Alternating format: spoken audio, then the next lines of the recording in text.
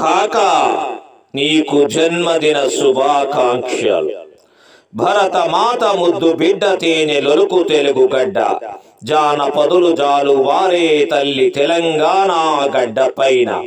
గడ్డం పెంటమ్మ మల్లయ్య పుణ్య దంపతులకు మూడవ సంతానముగా జన్మించి ఆర్య సమాజ బడిలో ఓనమాలు దిద్ది, మొగల్పుర వర్ధానియా బడిలో ఉర్దూ మీడియంలో మెట్రికులేషన్ సాధించి తండ్రి మల్లయ్య ఆకస్మిక మరణంతో భవన నిర్మాణ కూలీగా పనిచేసి హైదరాబాదులో ఆర్య సమాజ్ రామానంద తీర్థ స్వామి పరిచయంతో తన జీవిత మలుపు తిరిగి 20 ఏళ్ల వయస్సులోనే నిజాం వ్యతిరేక పోరాటానికై జైలుకెళ్లి 1969 ఉద్యమంలో ముషీరాబాద్ జైలుకెళ్లి బుల్లెట్ దెబ్బతిన్న బెబ్బులి మన కాక.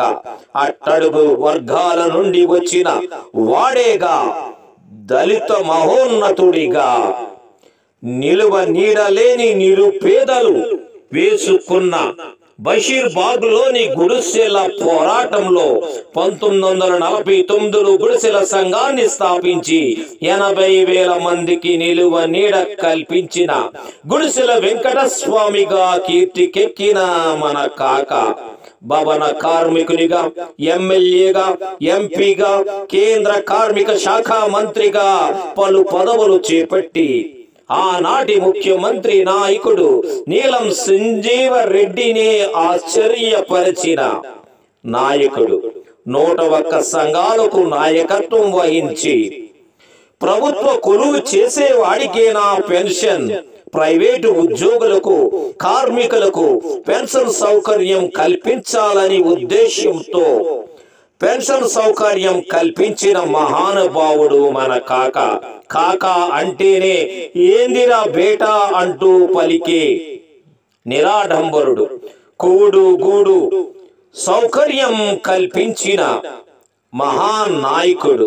2 సార్లు అసెంబ్లీకి, 7 సార్లు లోక్సభకు ఎన్నికయ్యి దేశంలోనే సీనియర్ నాయకుడిగా ఖ్యాతి నొందిన దళిత జ్యోతి గడ్డం వెంకటస్వామి కాకాకు జన్మదిన శుభాకాంక్షలు తెలుపుతూ అమర్ రహే కాకా అమర్ రహే. రచన కోటేష్ గట్కేసర్.